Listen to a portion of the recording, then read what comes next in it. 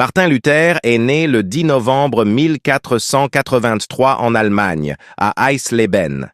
Il étudie le droit à Erfurt. En 1505, pris dans un orage très violent, il fait le vœu de se faire moine s'il échappe à la foudre. Il entre alors au couvent des moines augustins. Il est ordonné prêtre en 1507 et devient docteur en théologie en 1512. Il part alors enseigner la théologie à Wittenberg, ville du prince Frédéric le Sage. Luther n'est plus d'accord avec les pratiques de l'Église catholique et il commence à la critiquer très ouvertement à partir de 1517 à cause du commerce des indulgences. En effet, les indulgences sont présentées comme si, en les achetant, on pouvait échapper au purgatoire. En réalité, elles servent à financer la construction de la basilique Saint-Pierre à Rome. Luther est excommunié par le pape Léon X en 1521.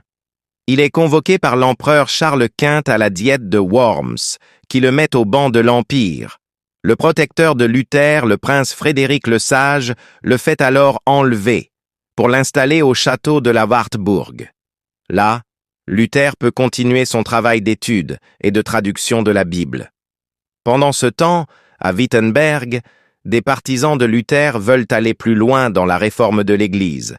Ils s'en prennent aux prêtres et saccagent des églises. Luther intervient pour calmer les esprits. Puis, en 1525, de nombreux paysans se révoltent en Allemagne du Sud au nom des idées de Luther. Celui-ci demande au prince d'agir pour restaurer la paix civile. Cette guerre des paysans est un épisode sanglant. Toujours en 1525, Martin Luther, qui n'est plus moine depuis 1521, se marie avec une ancienne religieuse, Catherine de Bora. Ils ont 6 enfants. Les idées de Luther gagnent du terrain. Peu à peu, elles aboutissent à la confession d'Augsbourg, qui est présentée à Charles Quint en 1530. L'empereur la refuse. Il veut que tout le monde revienne vers l'Église catholique. Mais c'est trop tard.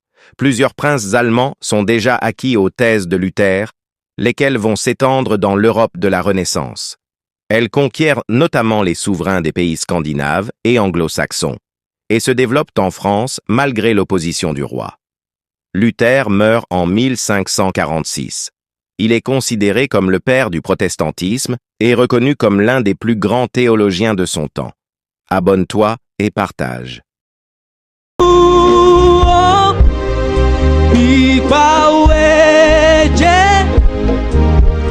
Arroz